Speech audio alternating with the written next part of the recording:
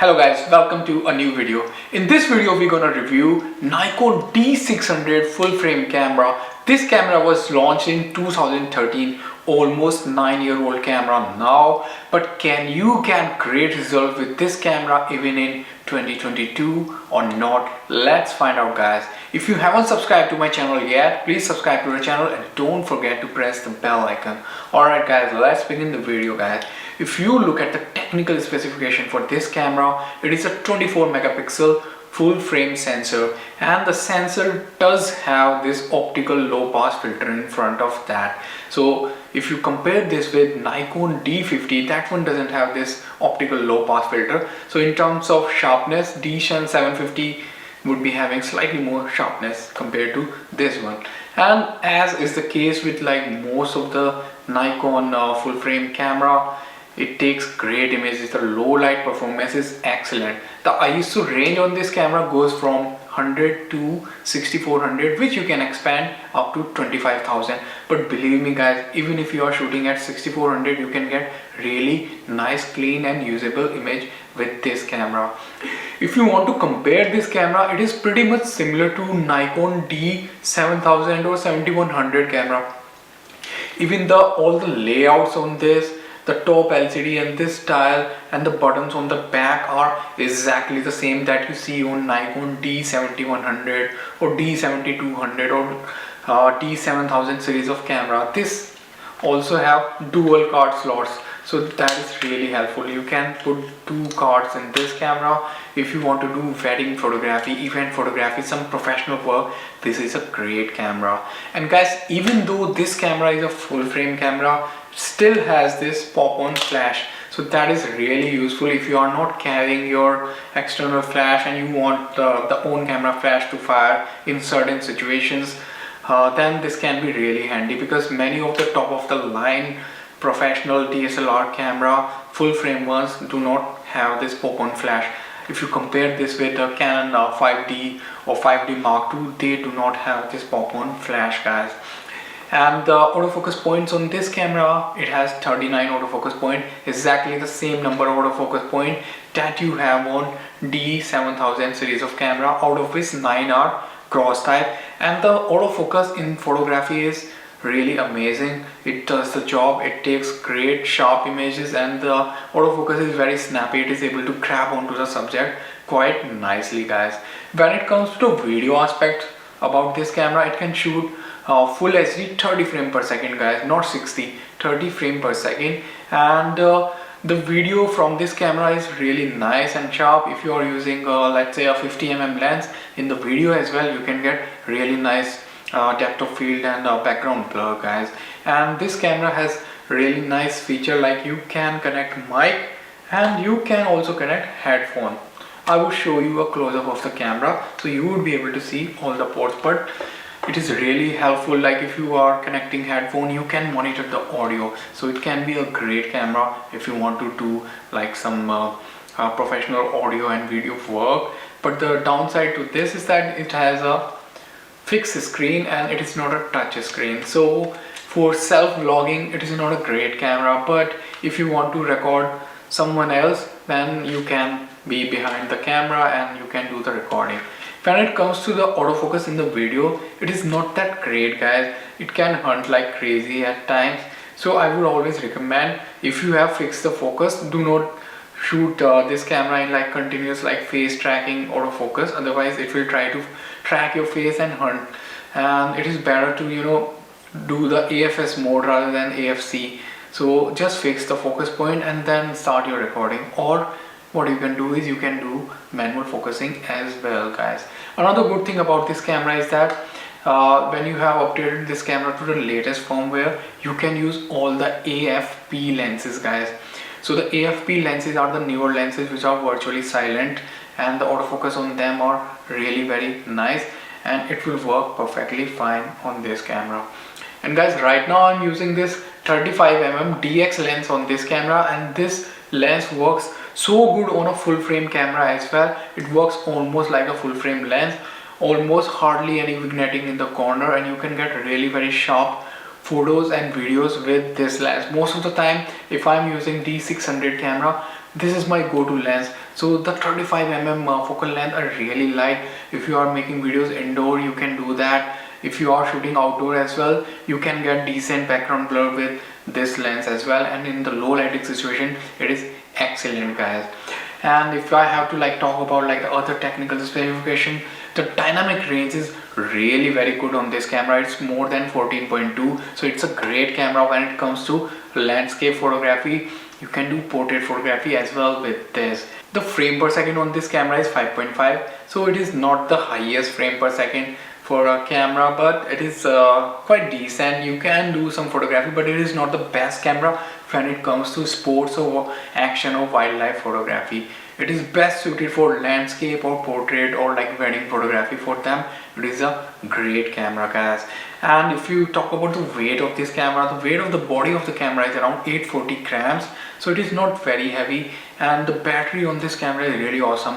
I haven't charged the battery for more than a month. If you have charged the full battery, you can easily get almost 1000 shots with this. When it comes to the video recording, there is a limit of video recording, so after 30 minutes the video recording will stop and you will have to start the video recording again, guys. And pretty much other features that this camera has, that it has exposure bracketing, it has dedicated buttons and dial for each and everything, just like what you expect from a professional camera or full frame camera. And it's a solid camera altogether. Now I'm gonna show you a close-up of this camera. So from the back, this camera looks like this. So you have to press these buttons in order to change the different settings and all. And from the top it looks like this.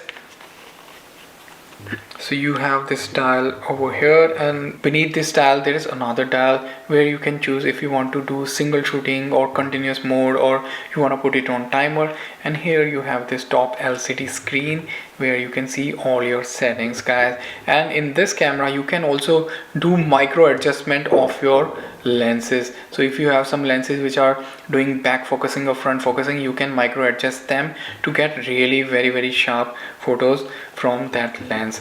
And yeah, it's a pretty solid camera. And over here you can see the mic and the headphone port, and this is for the HDMI and the connecting to the computer via USB. There is an extra accessories that you can buy and plug into this camera, and then it lets you control this camera wirelessly as well, because this camera doesn't have any wireless. And over here is where you put your SD card, guys. So if you buy that accessory, then using a mobile app you can control your D600 camera, and you can control the autofocus point, you can download the image, you can start the recording, and basically you would be able to see if you are in the frame or not, guys.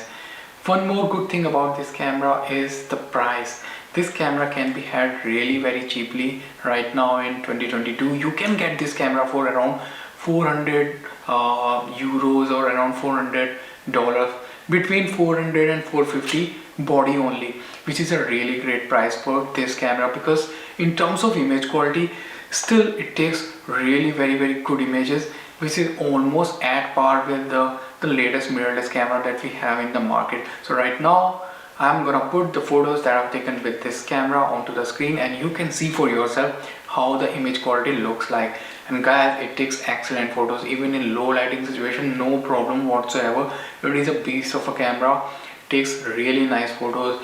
If you want to do portrait photos with a 50mm lens, you would be able to utilize the maximum depth of field, and if you use a 50mm lens on a crop sensor camera, you won't get that much background blur, but with this you would be able to get all the background blur, guys. And you would have already seen by now how nice the photos look. And one more good thing about this camera is that, like with all the Nikon full frame camera, you can use all the older lenses, the D series lenses, which do not have the autofocus motor inside the lens. So all those lenses would work perfectly fine with this camera. So you can use 50mm f1.8D lens with this camera, and that would work flawlessly. Autofocus would work perfectly fine because this camera body has the autofocus motor inside it, guys. Now I'm gonna put onto the screen the video that I've taken with this camera, and as is the case with this camera, the video was fantastic.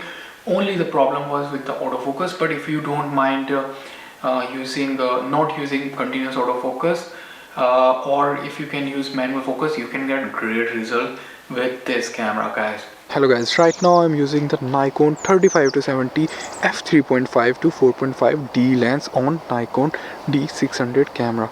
So this is how the image quality looks from the camera, and with this lens I'm using the 70 focal length right now. Let me try to zoom back to 35 so that you can see the field of view you can get with this, and it looks quite nice and sharp. Let me show you what kind of background blur you can get with this lens as well. So right now I am focused on these leaves on this tree, and you can see the background blur is quite decent. It's not that much as you can get with the 50mm f1.8 lens, but still you can do some kind of a portrait photography with this, because it does put some depth of field, not that much but not that less either.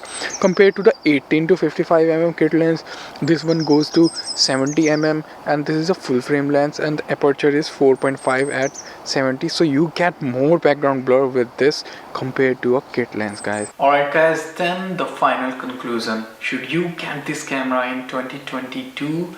Well guys, this is kind of the cheapest full frame camera that can offer full HD video in 2022. So the cheapest full frame camera that you can have from Nikon right now, that is Nikon D700. That is a great camera, but that camera do not have a video capability. But this camera has video capability along with headphone jack and microphone jack as well, so you can get really nice audio in your video as well, because the built-in mic on this camera is not good at all. So if you compare this with Canon or some other brands, this is the cheapest full frame camera that you can have that can record full HD video. So it is a great choice if you are into full frame photography, you want something full frame, and you have some already existing Nikon glass. You can go for this camera just for like 400 to 450 US dollar or euros. You can get this camera, and you can start shooting really nice videos or like professional photos. Or if you want a backup camera for yourself, this is a great choice as well, guys. There is another camera which is exactly similar to this one, that is Nikon D610. So the only difference between that one and this one is that it can shoot half frame per second faster compared to this one. So this is 5.5 frame per second and that one is 6 frame per second. But other than that, both of them are exactly similar. So if you are getting this one slightly cheaper, you can go for this one, guys. And if you buy this camera, you will definitely not regret. Some of the best photos that I've taken have been taken with this camera for me, and I really love this camera. If I have to choose like some really nice full frame camera which is in my budget and a Nikon full frame camera, I would go for this one, because this is cheap and this is not very heavy. Some of the other full frame camera from Nikon are very heavy, like for example Nikon D700, that is more than 1 kilo. It's around 1200 grams, but this is around 800 grams and almost the same sort of weight that you have for Nikon D7000 series of camera. So it's a great camera. Definitely you can go for this one. You will not regret it. And 2022 or even 3 years from now in 2025, this would still be a great camera to buy. Alright guys, I hope you liked my video. If you liked my video, please press the like button and give me a thumbs up. And if you want to support me, please subscribe to the channel and press the bell icon